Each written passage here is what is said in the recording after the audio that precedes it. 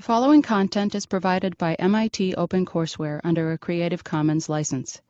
Additional information about our license and MIT OpenCourseware in general is available at ocw.mit.edu. We have with us today, actually before I introduce today's speaker, I'd like to remind everybody that next Monday, Stephen Moga and Will Stacy will be talking about photography and its role in documenting and rebuilding New Orleans. Today's speaker is Wendy Ewald. Wendy has an MIT connection. She graduated from Antioch College and then came to MIT to study photography with Minor White. It was a really wonderful program, legendary program. It was. And I look forward to hearing more about that, maybe not as part of this lecture. But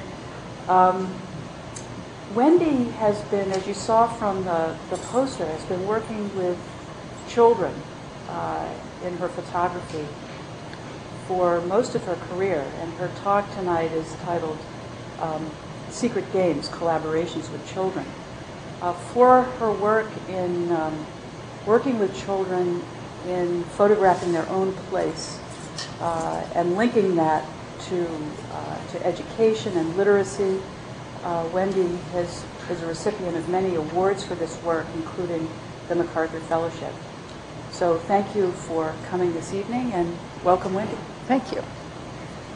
I'm going to sit down. And I wish I was sitting there instead of up here. But anyway, so I thought that what might be useful is to kind of look at different phases of my work, because I have been since 1969, since I was here, working collaboratively. And at that time, that wasn't something that people did. Now it's somewhat of a fashion in the art world.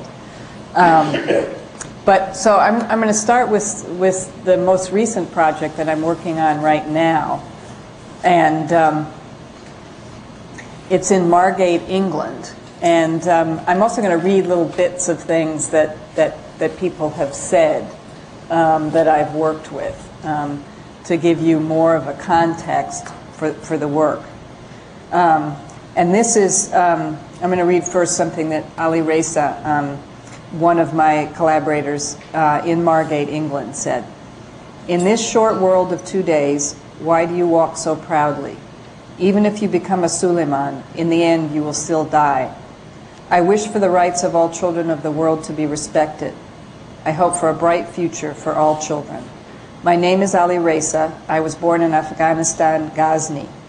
Because of problems in Afghanistan, I could not continue my life there. I really don't want to tell anything about it. There was chaos in Afghanistan. My life was in danger. I wanted to get away from all the pain I had suffered to live in a free country."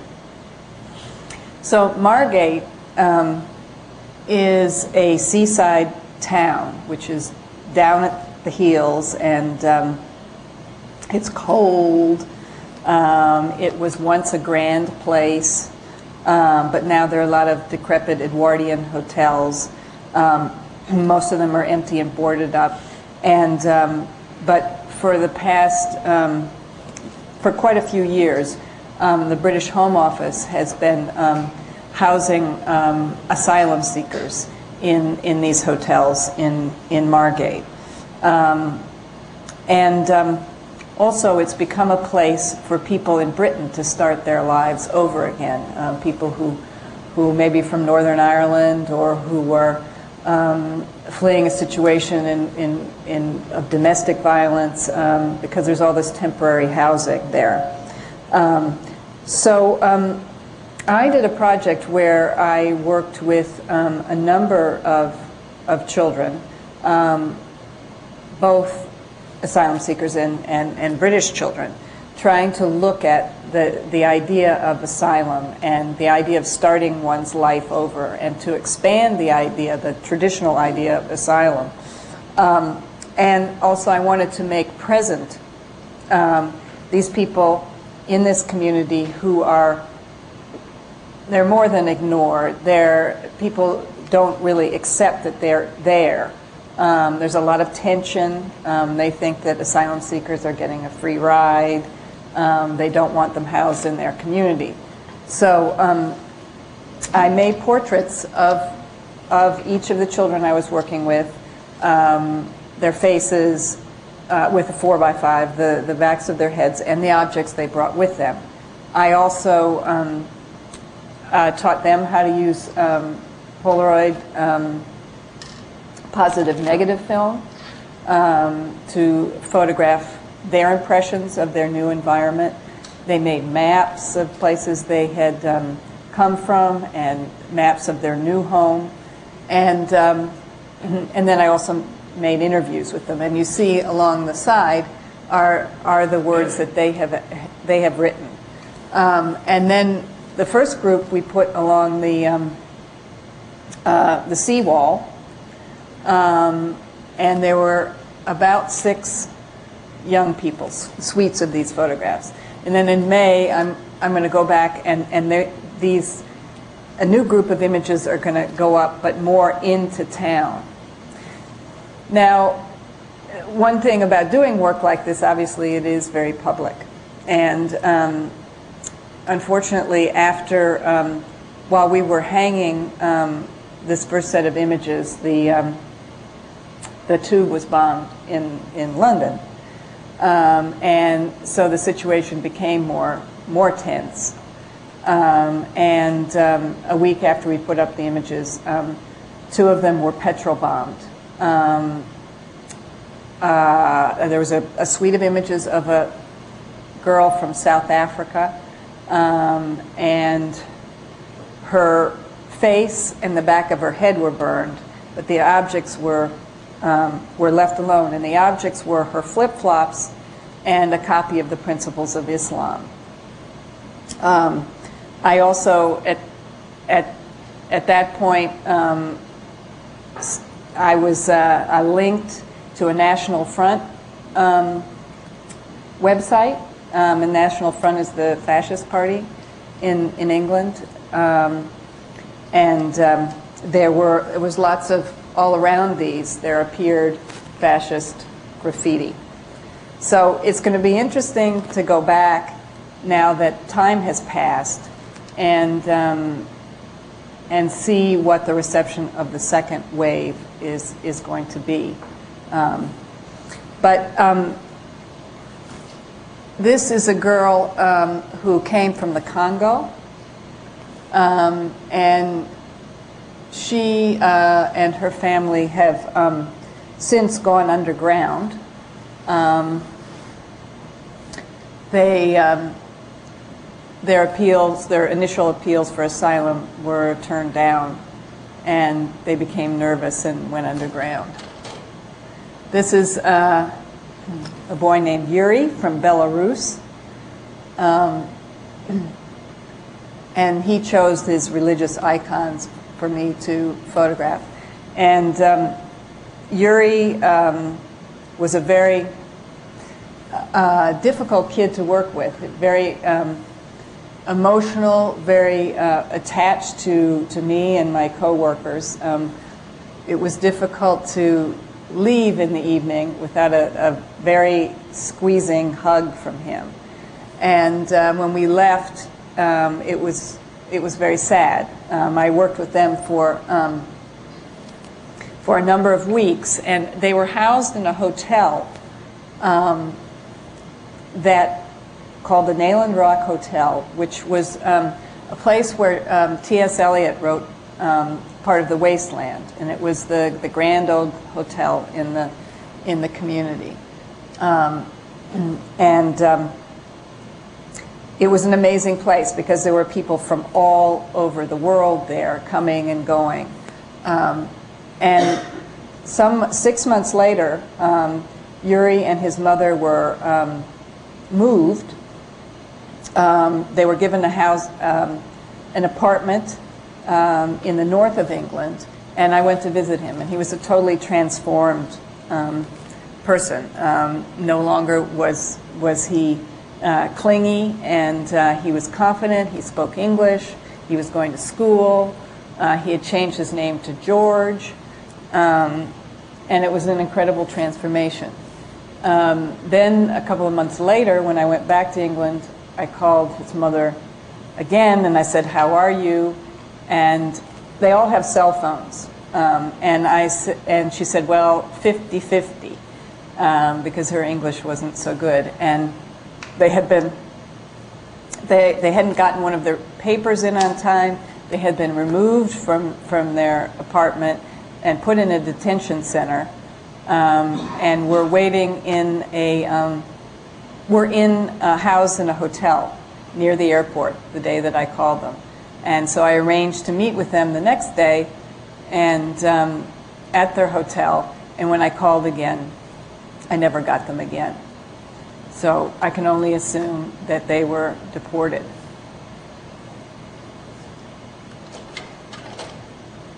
And this is Ali Reza from Afghanistan. And he's going to school and doing fine, but not without a very difficult passage. He came out of Afghanistan by himself. He lost everybody in his family. And so initially I worked with them. They couldn't speak English, and I did interviews with them. And then by the time that I met with them again, they could speak English. So their initial interviews were translated, and then they picked passages that they wanted to place on their portraits.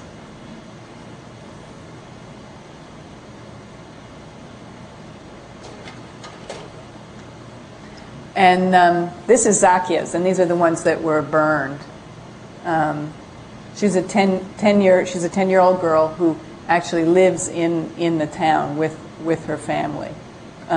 They moved and settled in Margate.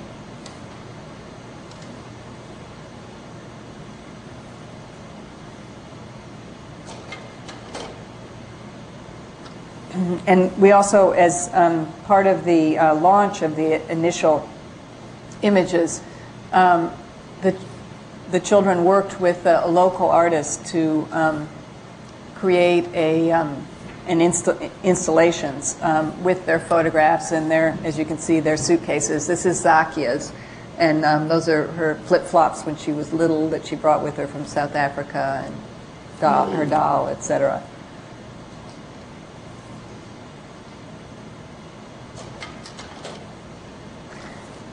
And I initially came to, the first time I worked on this scale was in Richmond, Virginia. And I was invited by Virginia Commonwealth University and the local community that surrounds VCU to do a project. There was a series of discussions about communities in crisis. And the Carver community, which is adjacent to VCU, is a very poor community historically. While I was there, there was a dead body found in the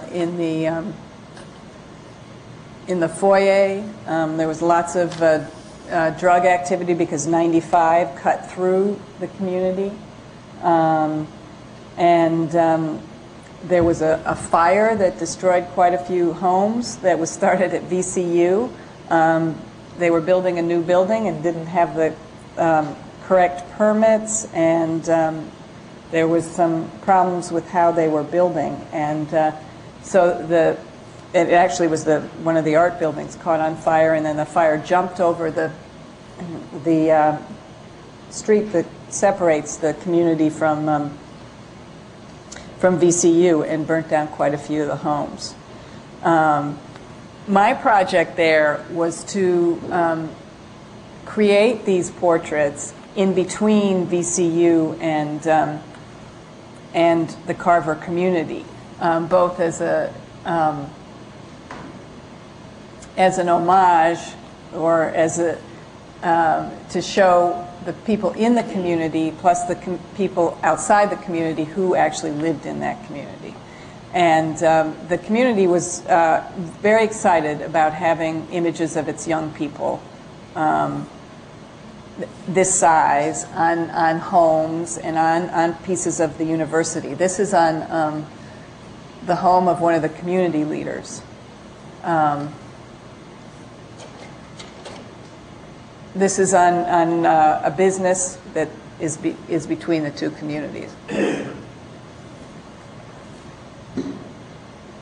So this boy has chosen as an object to represent his community his mother's yearbook, and has chosen to write this on the back of his head.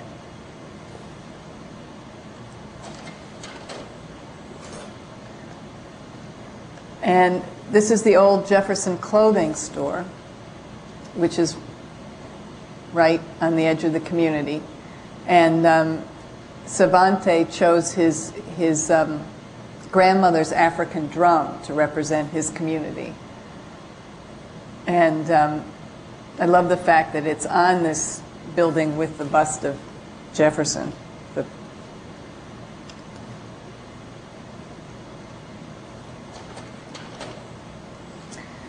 But for me, I had always worked inside in galleries, and this was a different way of collaborating with the community, not only collaborating to make the work, but also in a way that they could participate in the viewing of it, and it could change their community. These stayed up for a year and a half. The community didn't want them to be taken down, and they have them now, and they're building a community center, and they want to put them up in the community center. We were worried when we put them up that they would be written on, because there's a good bit of graffiti around, but that never happened. And sometimes people would think that the writing on that the kids did was actually graffiti, and would call up and say, hey, you better go look at those banners. So people were very protective of it. And then the community itself raised money to do a book as well. But it was a completely different community than the one in England. Was a community that's in pieces. This was, the African American community was united, had actually fought against the university to remain a residential community. So at this point, the university has to ask the community permission to move into the neighborhood. And so it's been a pretty successful partnership recently. And this is on the VCU parking lot.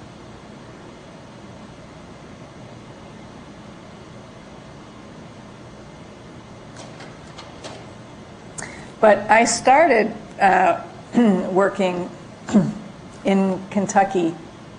Well, I actually started working before that, but in the early 70s. And I worked in Appalachia. And this is a self-portrait that one of my students took. And it's a picture of me with the statue behind me. So anyway, to just kind of back up a little bit, when I started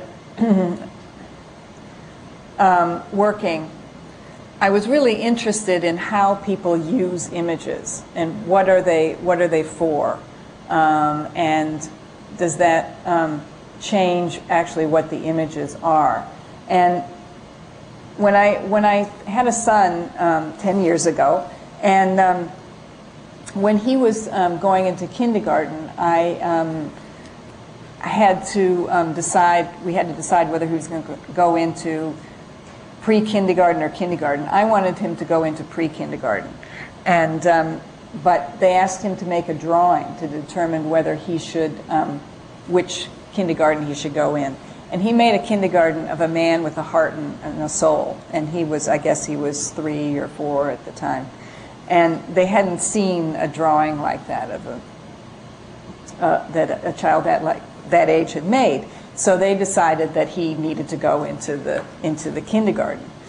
And then when he started out, all the rooms, and you probably have seen this, had little drawings, had little cutouts with each of the kids' names on them.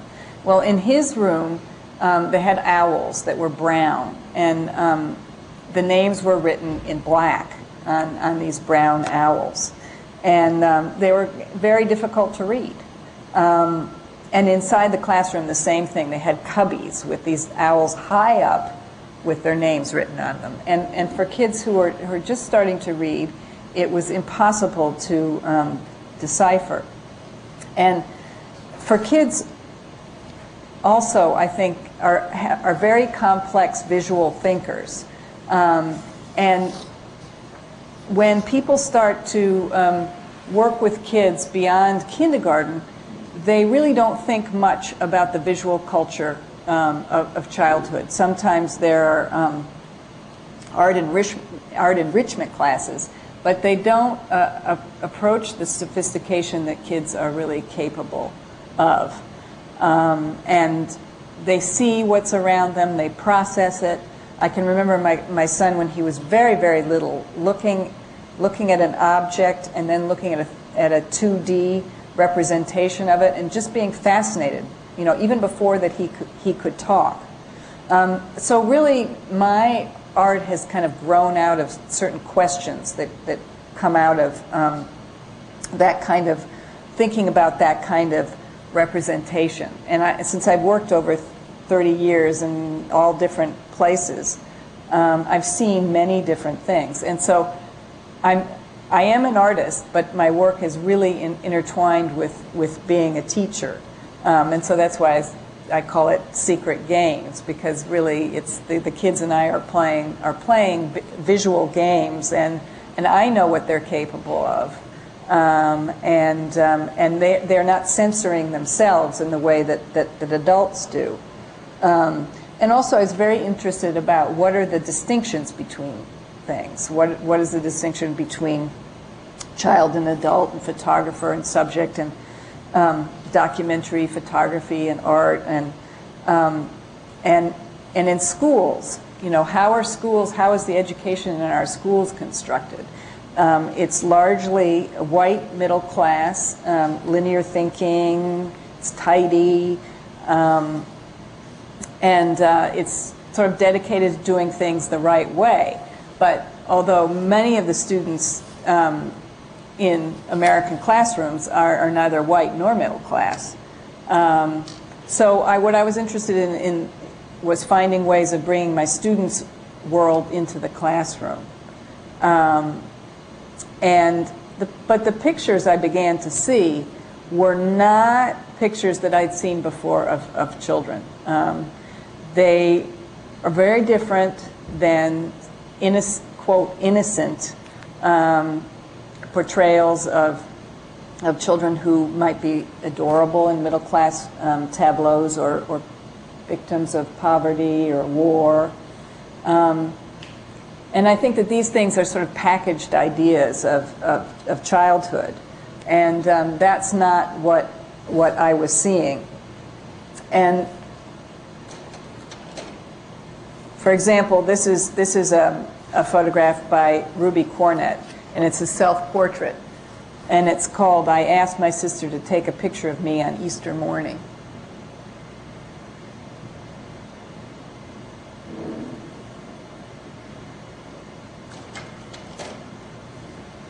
And this is a picture that Freddie Childers took of himself. I mean, he probably set it up and then asked his brother or sister to actually shoot it. And it's called "Self-Portrait with a Picture of My Biggest Brother Everett, who killed himself when he came back from Vietnam." And Freddie was 6 at the time. He was in 1st grade. The picture he's holding of his brother was actually when his brother was 6 as well. And Freddie went to a one-room school. It was one of 2 one-room schools still left in Kentucky at that point. And there were 8 grades, and the kids were working with Polaroid cameras, and we didn't have a darkroom at that point because there was no place in the one room. There was just a wood stove in the middle for heat.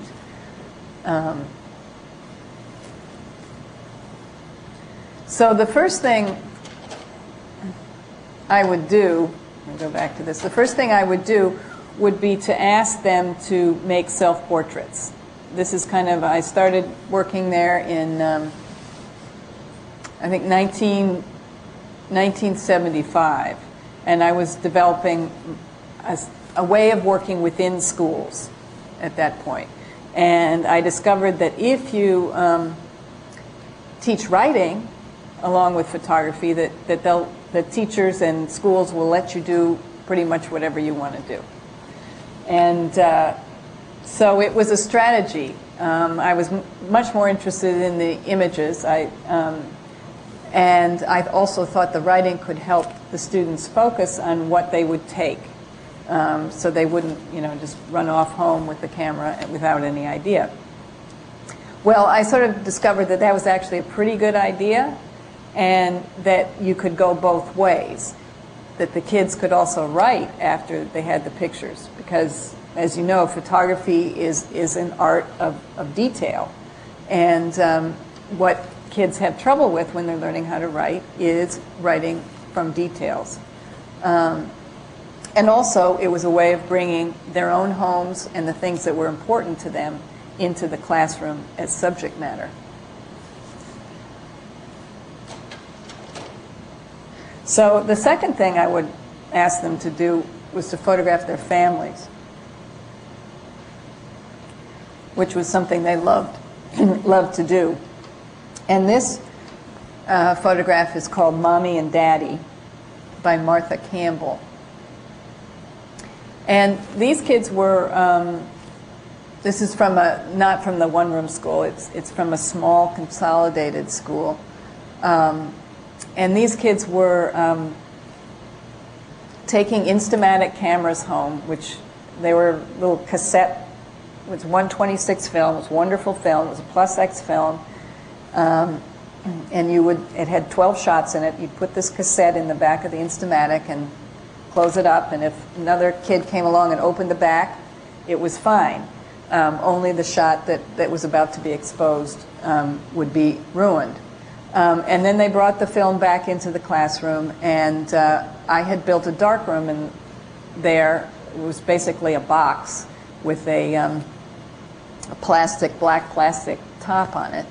And they would develop and print.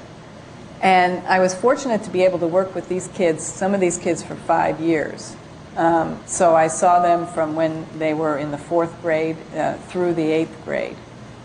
And then we eventually did this book together. So also, another thing that was very important to these kids were animals. They were rural kids. The animals were pets, but they were also food. And this picture is called "My Daddy is Measuring Our Hog" by Joy Ingram. And Thanksgiving is traditionally butchering time, so this was taken in November.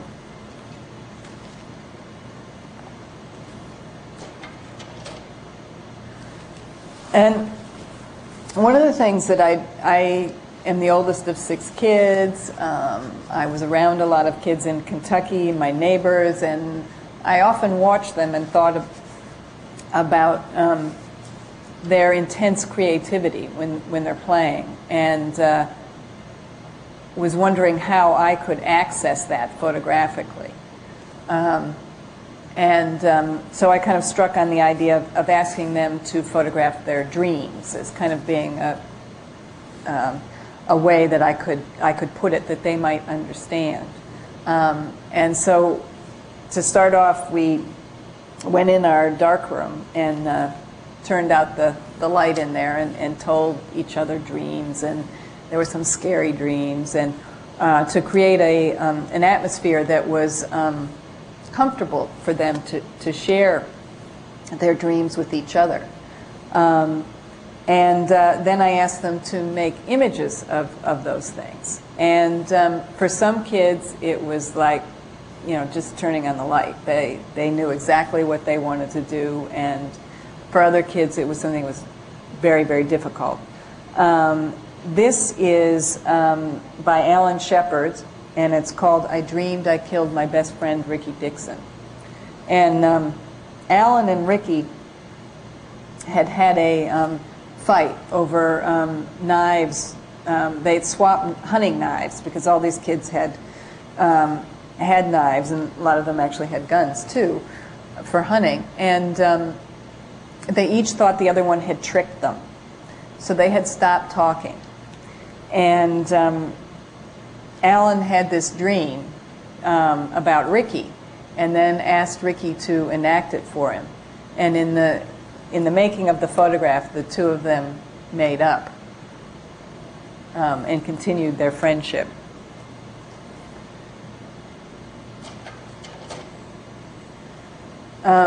This is by Denise Dixon, who is the most talented student I've ever worked with.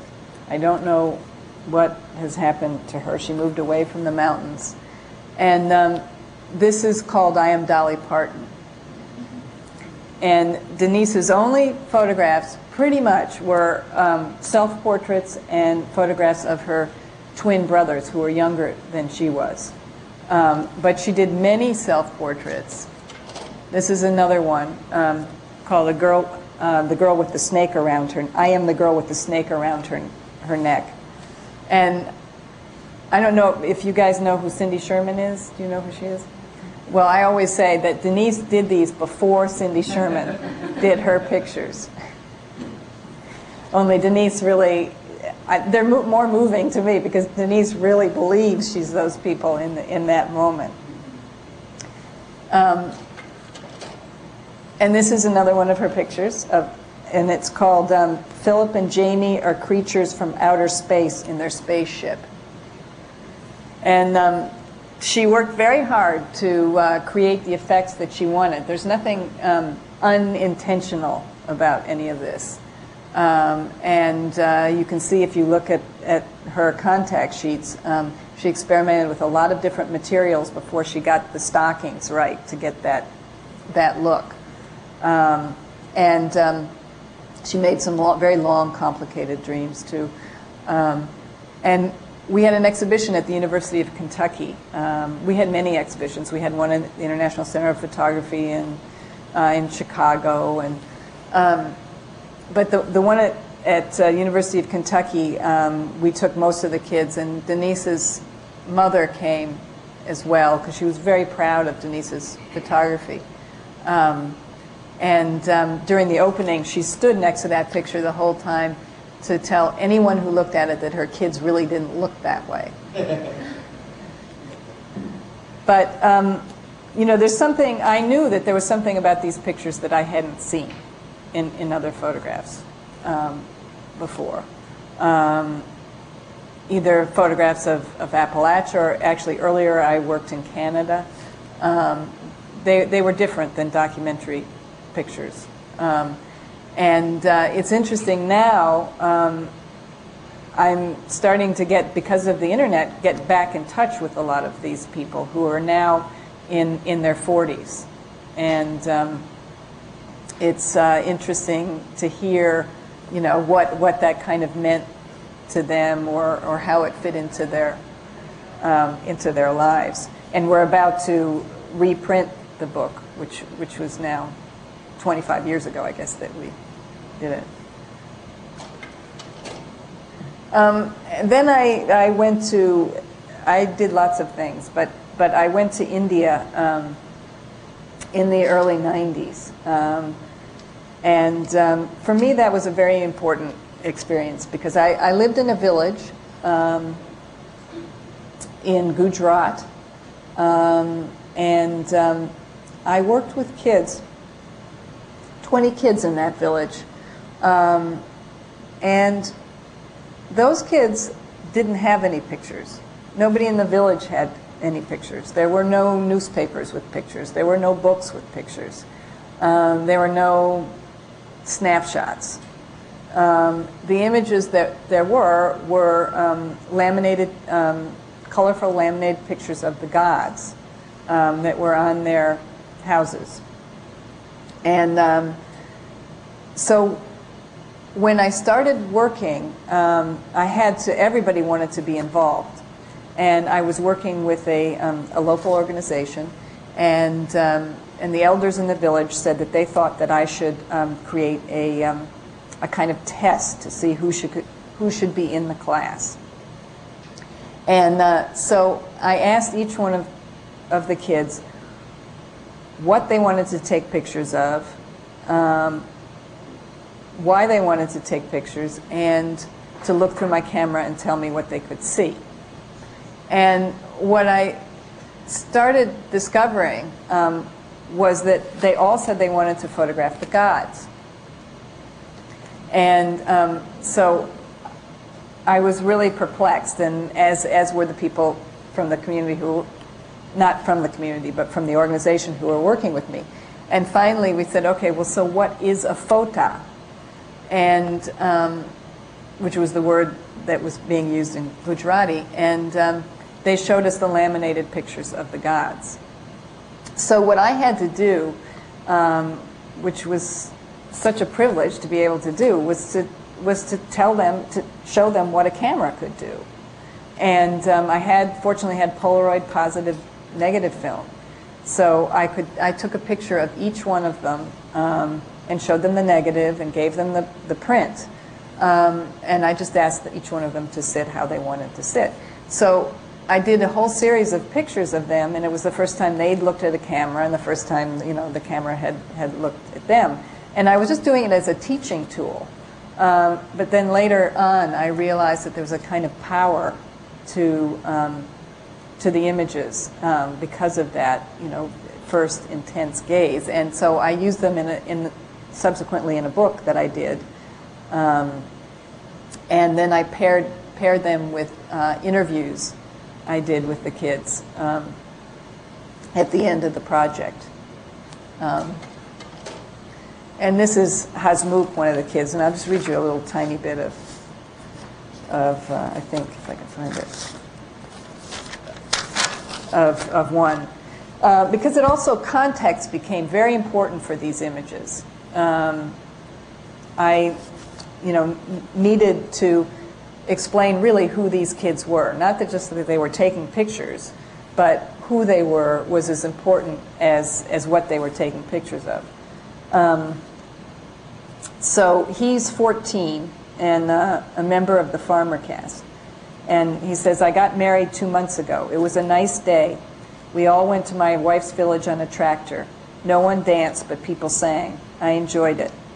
I married Gali from Vasna near Dodal. My sister married a fellow from Vasna, and when we'd visit, I'd see Gali fetching water. I had no idea that I would marry her, but she knew. I didn't even know her name. When I got engaged, Gali's relatives came here to the village. Her father brought me a turban, a letter, and a piece of paper. Then he put a coconut in my hand and brought me a bowl of butter to drink. Her father's a rich man, so she brought lots of money and gold ornaments with her. Gali wears village skirts and saris. She's tall. Maybe I'll grow to be a tall fellow like her. But short boys get married too. She's 13 and I'm 14. I like her. She's good-natured and good-looking. I took 4 or 5 pictures of her standing by the door. I'd like to bring her to photography class, but she'll feel shy. She doesn't fight with me. She always respects me, and when she doesn't, I'll send her away. Eventually, I'll go to my father-in-law's place to live. They have a scooter and 2 cycles over there. I'll need a kid also. I want only one son. No, both, a son and a daughter. I'll name the boy Mahesh and the girl Wendy. I don't have any brothers and sisters at home, so I like it when she comes to say. I have 3 sisters, but they are married. One brother died in an accident, and one drowned. He was a lame fellow. Neither of his legs worked. When he walked to the fields on crutches, he always passed a dump. One day it was filled with water, and he fell into it and drowned. I dream about my brothers that died, so at night I cover myself with the blanket to keep away the dreams. When my heart beats, the dream comes out. It shouts from the whole body, I'm coming out. and then it comes out. On Diwali, I dreamed that I went up to the sun in a balloon. I saw 2 goats standing on the edge of the sun, and they tried to butt me away. We are all dreaming, but in the morning when we open our eyes, the dreams are all gone. Last night, I dreamed I had a girl in my pocket.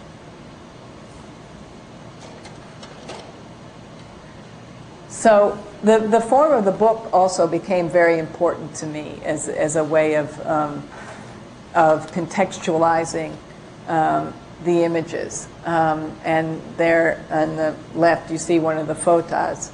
And then I wrote about the experience of working together.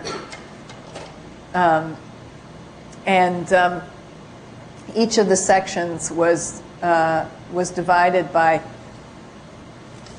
prayers that were used in the process of working together. And this is a prayer which was recited at the dedication of the darkroom, because we built a darkroom.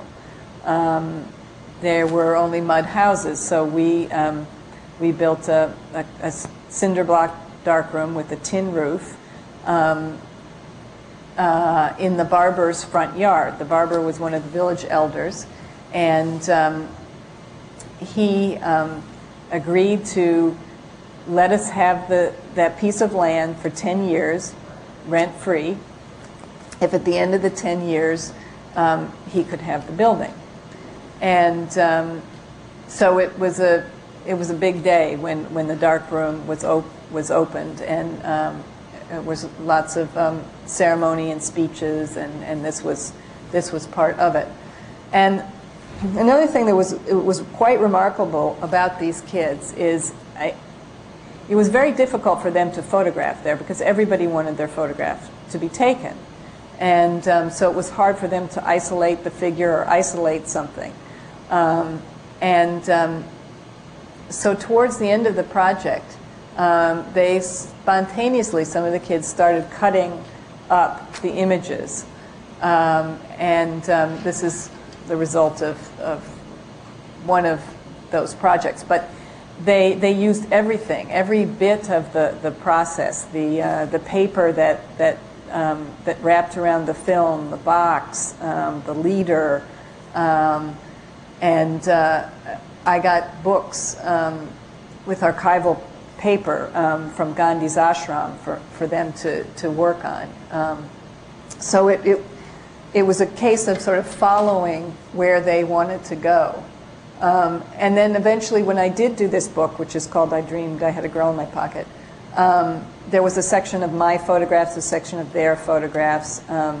So it was really about this collaboration. It was about the village, but it was also about how we had worked together. And so the picture on the right is my picture. The picture on the left is Sajan's picture. And she's photographed the wedding of the girl whose face is cut off in the front, and the boy in the center of the picture. And so they, just want to say one more thing.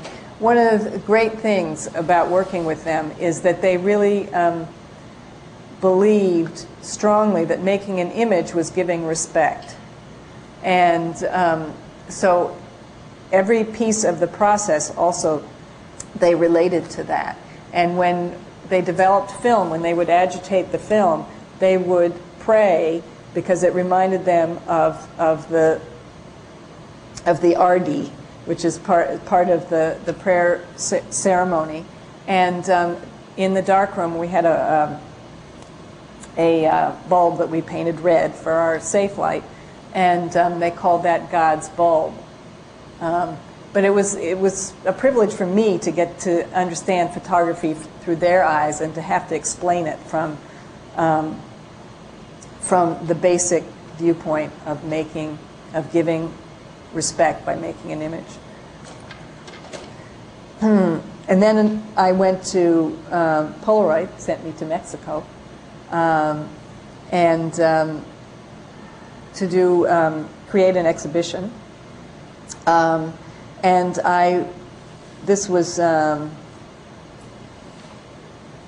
this actually I think was in '92, and I worked in 4 different communities, 2 indigenous communities and 2 Ladino or 2 communities of Spanish descent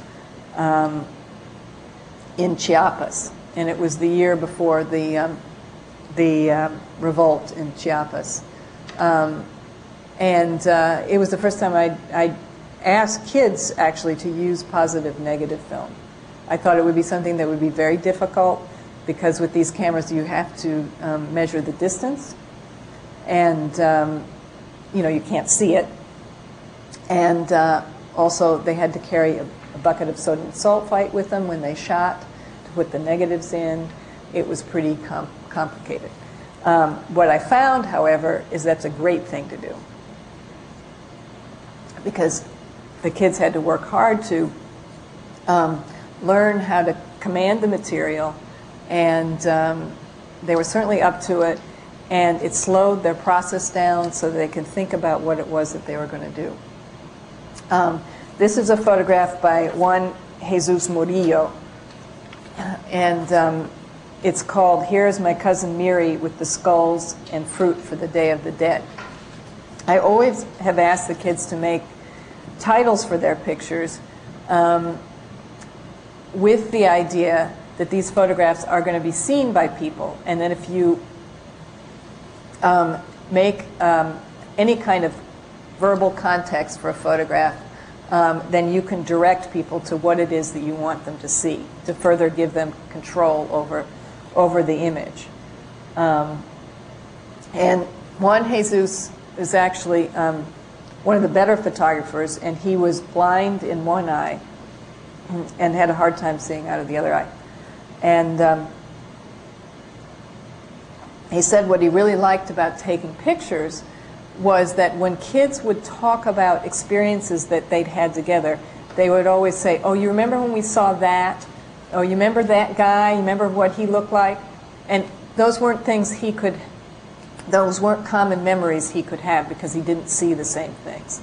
And so by having the photographs, he could go back and talk with his friends and also look closely and see some of the things that they were seeing.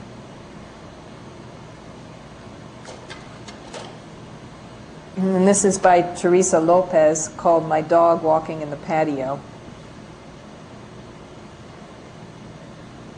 And of course, every different camera, different kind of film, affected the process, affected the photographs, but also the process of working together.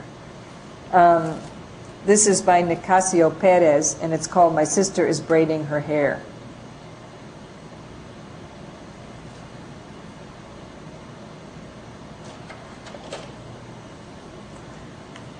And this is by Vladimir Stalin Becerril Vargas, and it's called "The Hens Are Going into the Kitchen."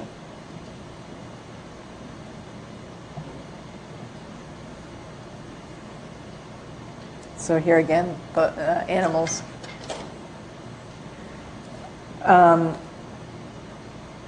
This one is called "My Sister Carrying the Water," and it's by Luis Hernandez Gomez. And for a lot of these kids, they didn't have any photographs, had never had any photographs. This is one of my favorite photographs of all times, I think. And it's by Sebastian Gomez Hernandez, and it's called "The Devil is Spying on the Girls." And I have no idea how he was able to make that, how the kid got, because I wasn't there, when these were made, how the kid got up there. But in Mayan culture, dreams are extremely important. Whatever happens in a dream is considered as real as waking reality. So when I let them know that we would be, I would be asking them to photograph dreams, they were very excited. And all I had to say is fantasias. And the next day they arrived with masks that they had made, and this is one of the masks. They didn't have any materials, so the masks were made from the back of cracker boxes, and they're beautiful masks. And but I said, well, why did you make the horns coming out of the jaw? Why didn't they come out of the top of the head? And he said, oh, I don't know, it just looked good to me that way. And then later, I was actually sharing a house with an anthropologist, and she pointed out to me images in the Mayan glyphs where these things of that shape come out of the jaws.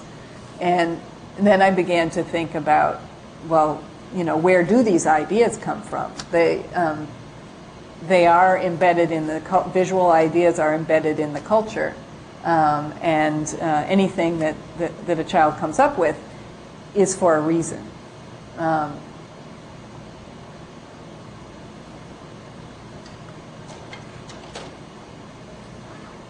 This is called Wolfman and His Enemy by Javier Bautista. And these kids went to great lengths to make their dream photographs realistic.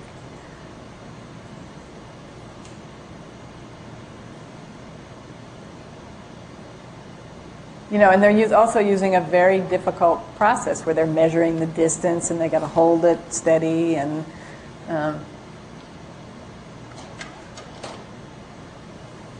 this is called Sebastián Was Punished for 8 Hours by Dominga González Castellanos. And she could have gotten the point across by putting a couple of runs of rope around him, but that's not what she wanted to do. And usually when kids see this, they won't believe that it's not real.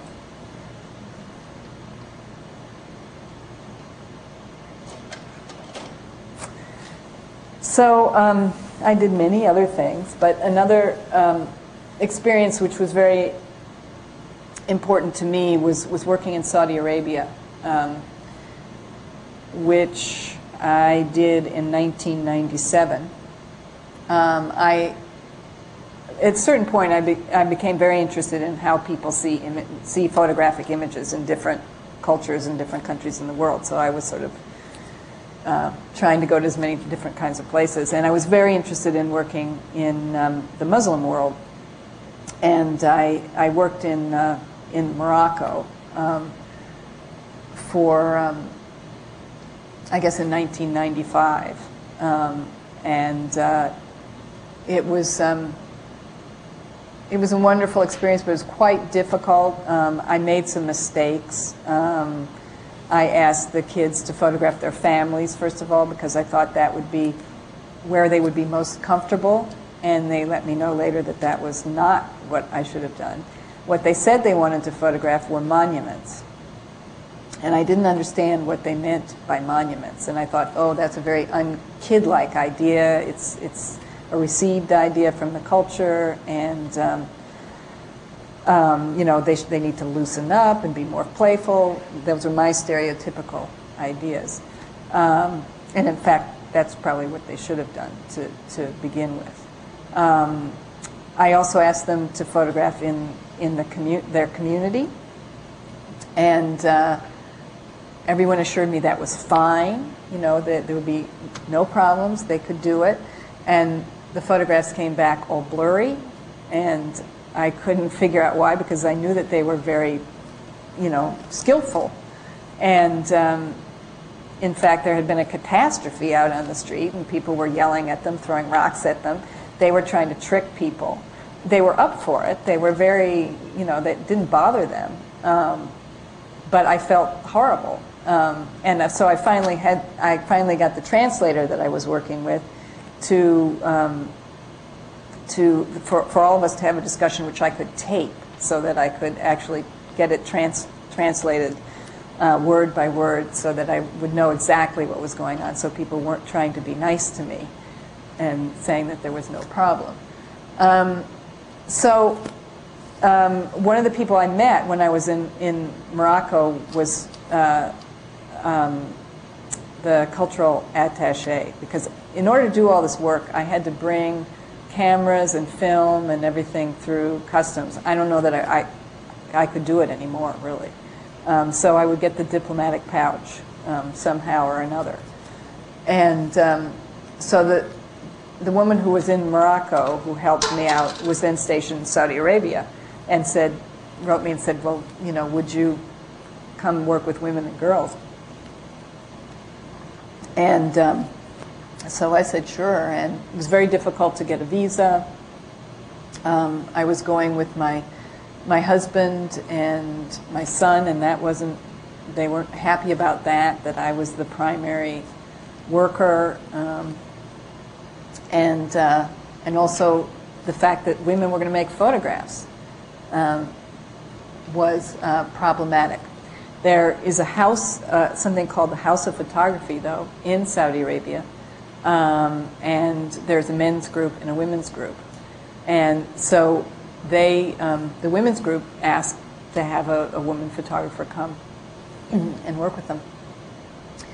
So I decided to ask them to make self-portraits and photograph their dreams, because it was something that they could do within their families. They wouldn't have to go out. This is one of those self-portraits. In order to show them publicly, of course, they couldn't have their faces in them. So she's used the chair to obscure her face. And it's a series called Who Am I, 1970 to 1997. So I think there were about a dozen images. And she's looking at different books which represent different parts and stages in her life, and then has placed different objects next to her.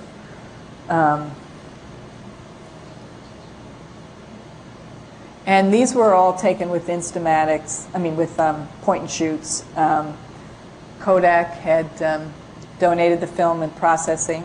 They were interested in creating a market in Saudi Arabia, so I had to meet with the Kodak executives while I was there. So I also wanted to photograph them, and this is one of the pictures that I made. And we negotiated quite early on how to make these pictures so that they could be published. It was very important that they be published. This is also Nadine, but this is how Nadine wanted me to photograph her, by photographing her daughter. And I suggested she add her hands. And I had started, actually in India, giving the black and white large format negatives to the people who were in them to alter in any way that they wanted to do it, to sort of lay there, even if I made an image, that they laid claim to that image by putting their own marks on the negative. So this is what she wrote, and I don't know what the Arabic is, but the English says, "When I were a lady."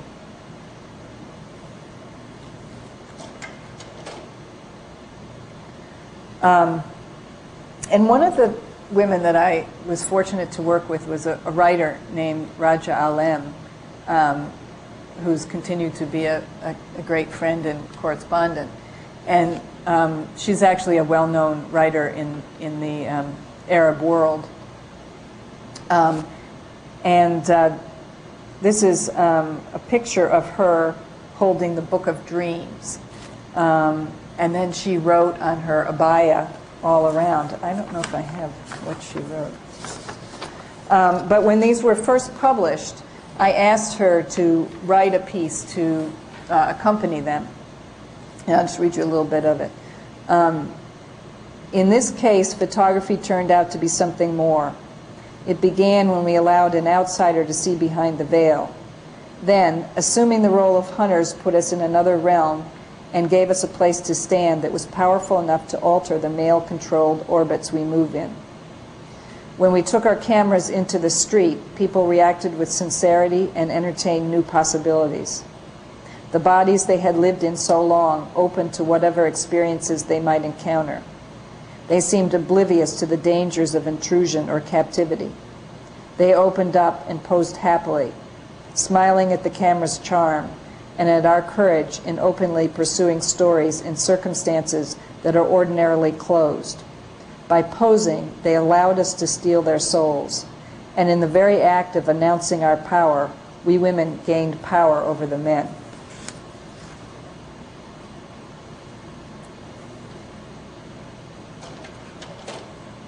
And this is a picture that Raja took of herself. And it was great working with these women.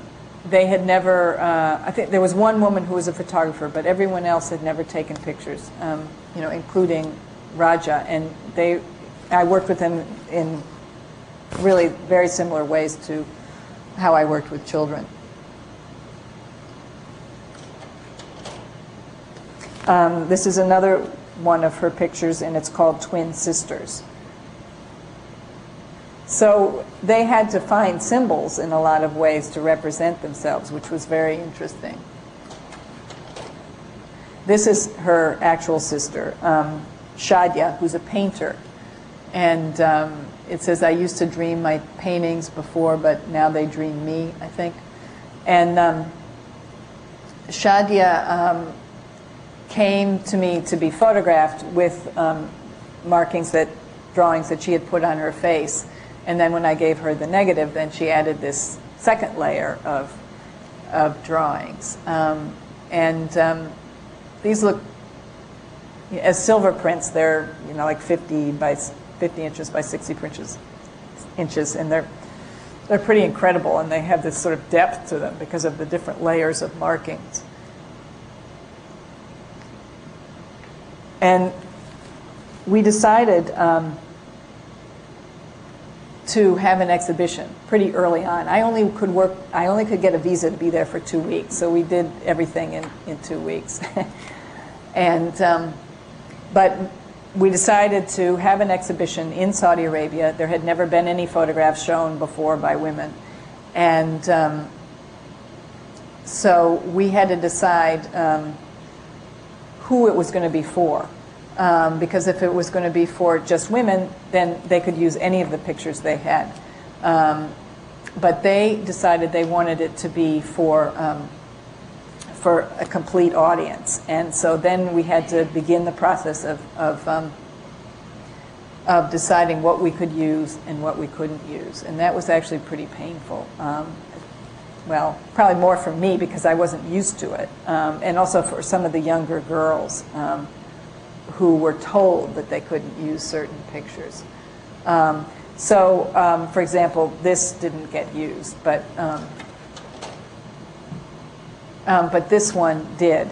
And this is by one of the, I took it, of Joanna holding her little sister. And her little sister is younger than 7 or 8, which is about the time when their faces start having to be covered. And but Joanna put that beautiful veil marking all on her and everything except for her little sister. But when it came time to publish it, she asked me to add more lines to her face to further protect her face. And it was actually very difficult for me to do, but I did it.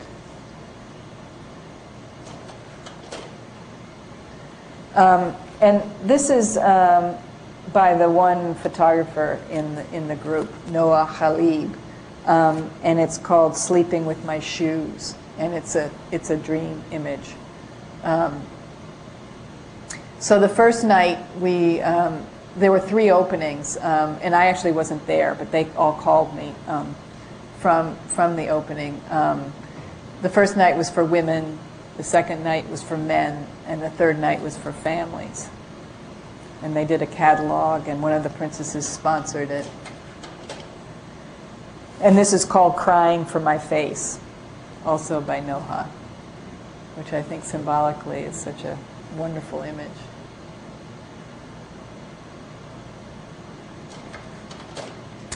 And just, I'll go quickly through some of these later things when I started working on specific issues, and this was at a time when in Durham, North Carolina, where I've worked a lot, when two school systems were merging, and African American kids and white kids were going to be going to school for the first time, and there was a lot of trepidation. So I designed a project that I thought would be educationally interesting plus conceptually. And so I asked them to write about themselves write a self-portrait, and then write another one as if they were a member of the other race. And so this is a kid, Damian Barnett, who's African American, and he's written, I'm light-skinned and have black hair, etc., as himself. And then as white Brent, he says, I am 11 years old, I'm the only child, my name is Brent, I go swimming, etc. And then I asked them to bring things from home so that they could pose as each of their selves. So on the left, he is a white only child, and on the right, he's himself. And this is Antonio Gunter, who's imagined himself as white, as being homeless. And when I was able to talk to him about it, after we made the pictures, he said that he imagined being white was to not have a community in the way that he had a community as an African American. And this is Heather, who's imagining herself as jumping rope as an African American, and reading as a white girl. And all of the reading photographs were white, whether they were by African Americans or whether they were by whites in the beginning when I started doing this. And then after the merger, things changed, because this was done for many years. Other people did it as well as I did it. And this is an African American boy, Gregory Blake, imagining to be white is to be aggressive. So he added all those lines, all those beautiful lines. He posed, I took the picture, and then and this is Xavier Vereen. And I'll just read you, this is really short. He says about himself, I am silly, have dark brown hair, I'm scared of snakes, I like dancing and singing. 5, I like to swim. 6, I like track and field. 7, I like to talk on the phone. 8, I like to play with my dog. 9, my favorite team is North Carolina. 10, my favorite food is pizza. If I was white, 1, I will change my name to Jonathan on Family Matters. 2, people will call me a saltine. 3, I will be a rock star on stage. 4, I will stay in school. 5, going to funerals will be different. And 6, I would like going to Greek restaurants. And that's Brandy Bishop imagining she's a white girl, imagining she's an African American princess with her castle behind her. And this is finally when things began to change after a couple of years of merger. And now this is a project that at University of North Carolina is a big teacher training program, and the teaching fellows do this project before they get their certification. And then lastly, the last book I did was called American Alphabets, and it's looking at what America is through language. And it includes 4 different alphabets: Arabic, Spanish, English, white girls, and English, African American middle school students. And the white girls were done at Andover. And they chose the words, and I made the pictures with Polaroid and them directing me, and then they chose the color backgrounds and wrote the letters and the words. And then also they're included, they wrote definitions, their own definitions for the words and sentences using the words. And this is the Arabic alphabet, which I did on silk, that you can digitally on silk that you can see through, and it's at this is an installation at the Queen's Museum, and I worked with middle school students in Queens. And this is the word amar, which means to command.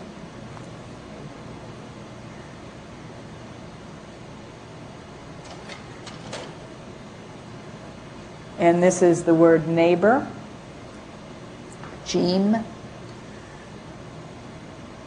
And this was, the installation opened right before the Iraqi war started.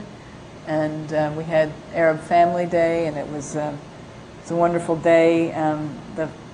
Lots of people from the community and the parents were there, and they all talked underneath the banners about what it meant to them to see their language monumentalized in that way, and respected in that way. And this is shem, or smell. And they had to figure out how to use, these markers are also on the negative, so they had to figure out how to use, a yellow marker to, create blue, etc. So it's quite complicated. This is diminish, which I thought was a great one. And this is kitab, or book.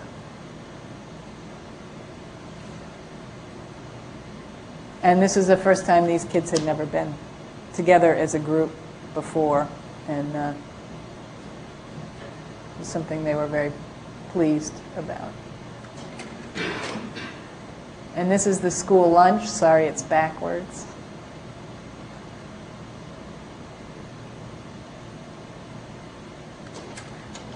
And that's it. Those slides.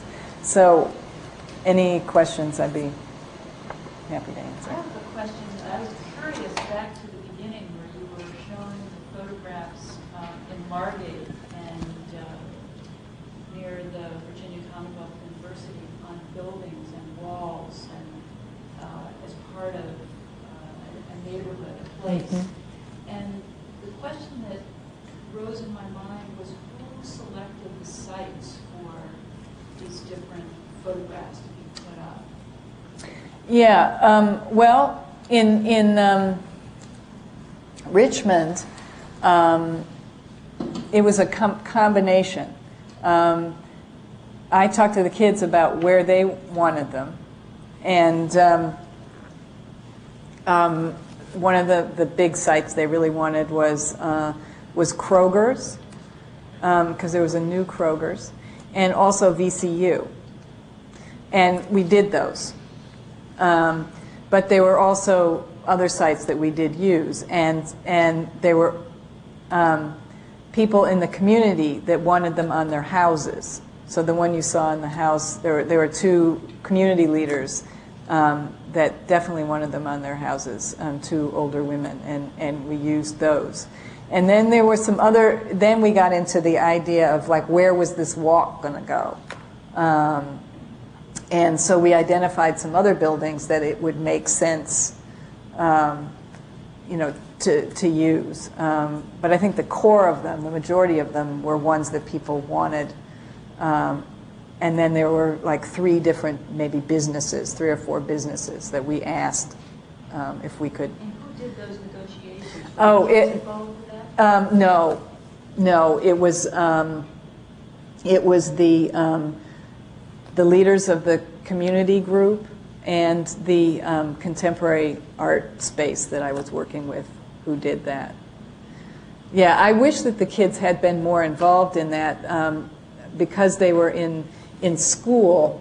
Also, it was difficult to do that, and even when they went up, they weren't there when they went up. so I made sure that in Margate they were there when they went up, and also we went around and they, said where they wanted things, and that was much better. But when I was doing it in Richmond, I really sort of didn't know what I was doing or how it was going to go, and it was quite scary actually. Doing it the first time, and I was worried about the kids. How were the kids going to feel? Not having them there with me was difficult. But in fact, they all loved it, and they brought their families there, and it was. And then they also began to get nicknames based on their building. So there's one of the girls was called Kroger. But there was a really difficult moment. In the beginning, because the first site we put up, one of the girls had written, my grandma likes African stuff, and I think there was an African mask that she used, and someone, as soon as we put it up, someone first of all thought that they were ads, which I sort of was interested in, that idea, that they did sort of look almost like ads, or you could think that, but they weren't. And then when this person found out, well, no, that it wasn't an ad, but that it actually came from the community, he was incensed over the word stuff, that it was disrespectful.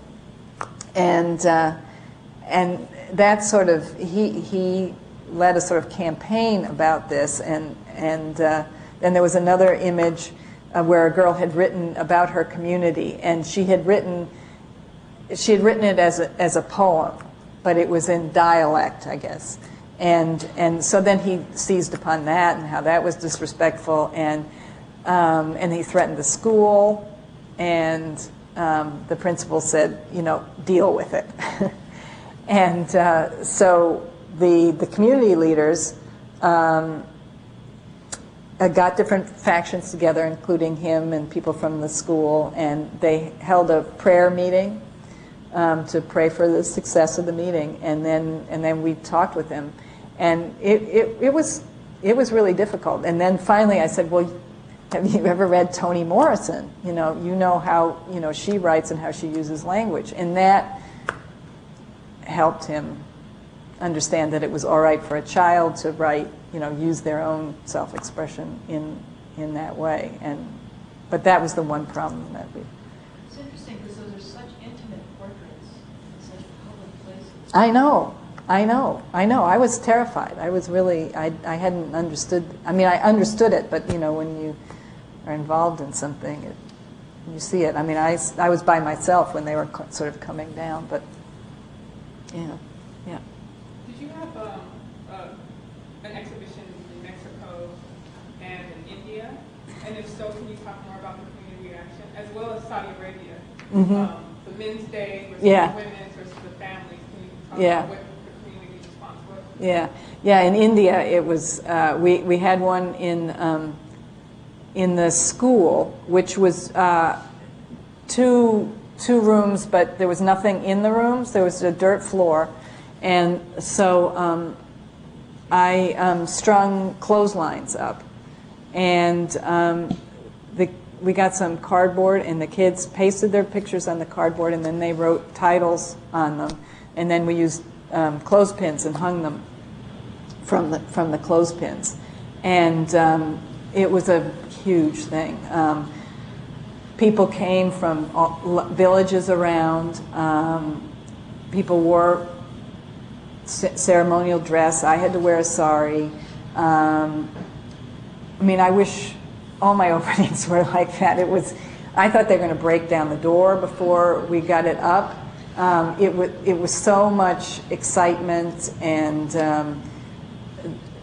officials gave speeches. It was a big thing. In Mexico, we did have one in the town. In Mexico, it was more problematic because Polaroid in Mexico was unhappy about the fact that I worked in Chiapas with indigenous people. And although they loved the pictures, and they didn't want them to be shown in Mexico because they didn't want to be associated. So anyway, so there was actually, it was an exhibition that went to many places in this country, and it's been shown in the community, but it's never been shown in a museum in Mexico, which I think is a shame.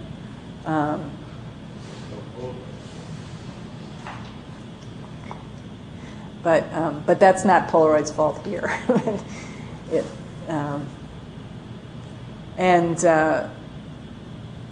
It was also during a time when Mexico had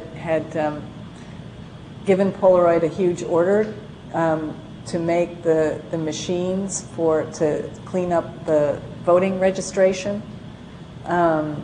So it was, politically they thought that they were doing something nice for Mexico by sending me there, and then I did something that was, politically incorrect as far as they were concerned. But I do always have, exhibitions in the community. But that one in India, I think, was my favorite. In your Durham project, photography and literacy, have you seen any impact, given that you've been there over the years, have you seen any impact on the place itself through the photography? Well, I think, that's something that would be great if somebody actually looked into, because it has been like at least 15 years. And we have an archive, for example, I guess actually since 1989, we have an archive of children's work, every year.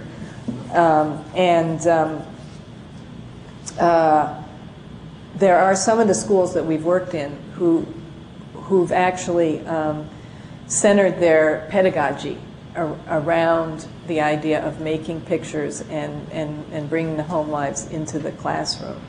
But, no one's ever kind of studied it. But it is, a lot of kids have had experience in different grade levels.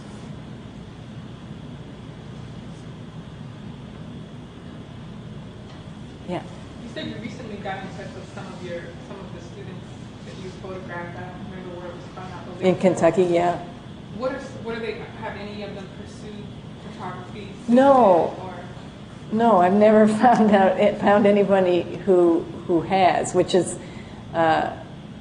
makes complete sense to me. I mean, it's never been something I've been that interested in. I mean, I just think it's photography is this great medium that you don't need hand-eye coordination that you do for drawing or music, and so kids can really learn it quickly and use it to its full potential. People have been getting actually in touch with me, and there have been a series of meetings actually, which is great timing for me because I really want to see what they're doing and write another piece when we reprint this book. But one of the people is now a high school principal, and she was interviewed recently. I mean, I've emailed her, but she's emailed me. But she uses photography in her teaching,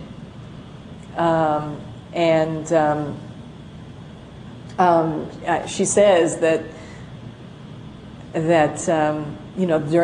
doing the work that we did sort of allowed her to think that she could go beyond what she thought was going to be the life for her. Because actually, when I stopped working with the kids, it took me 5 years to find a publisher to publish this first book. But I was very discouraged when I stopped working with them because I thought that as soon as they hit puberty, this sort of potential that they'd had as photographers, as creative beings was over. Because for a lot of them, like Denise, she really stopped taking pictures when she got in 8th grade, and it was really difficult for me, and she knew it was difficult for me, and so it was embarrassing. And but in fact, I found out that through contact later that actually these kids didn't do what I had anticipated, which would be that the girls would have been housewives and the guys would have been coal miners, that their lives were a lot more varied, and quite a few of them went to university. One of them went to graduate school at UNC. And, so it was interesting to see. And I'm hoping actually to go back this summer when they have another one of these meetings where they bring together the people who are now, you know, in their 40s. I can't imagine it. And I think my 10-year-old son has agreed to film it. So it should be interesting. Yeah. I have a couple of questions. You already mentioned about somebody mistaking photograph for an advertisement or something. What would you think of putting these up in extremely sort of urban metropolitan environments which are proliferated, you know? All the images? Right? Yeah. And then it's so easy because of so many sort of things like them being black and white, also because of advertising photography apprehending these things like Benetton. Mm-hmm. And then there is this blur of whether you can recognize something as coming from a photography community or from real experience as opposed to something that is just, you know, taken up by another form. Right. Just used for purely aesthetic purposes. But what are your thoughts on, because what then happens is that it kind of diminishes the possibility of downtown city centers as being these museum spaces. I think it's great to do that. I mean, that's really why I wanted to do that. That's why I made them in black and white, so that they would be different. And I think, and I also wanted them to look a little bit like ads, so that you sort of, you know, you looked at them and then you had to look again. I think that would be fine. I think it depends on how you make the images. I mean, something like these are very simple, so they're not actually what ads look like. And the technology, well, if you get up close to these, you can see all the pores in the skin, you know, because they're shot with 4x5, and so that they actually look like you're looking at somebody. They don't look like an ad. And I think it would be very interesting. Do you have any sort of What? plans of bringing them to some say London and England? Yeah. No, I'd love to do that. No, I don't have any plans at the moment. Somebody has to pay for it. No, that's the other difference. Yeah. Yeah. Yeah, my other question was, you talked about how when they reach puberty, kind of there's a lapse, which raises the question, obviously cognitive scientists look at it, but you're working with children, you consistently have been, about the nature of creativity. I mean, how much of this is innocent thought, something that every human being possesses, and then there is something that transitions into adulthood and makes an artist. I mean, just put it very simply. Is it possible to sense it in children? Well, I mean, Such that can you tell this will not lapse at puberty? No, but I don't know. I mean, we're used to thinking about this in music, right? But we're not used to it. I mean, maybe Picasso. You know, if you see Picasso's early drawings, and you know, they are incredible. Yeah, but particularly with photography, because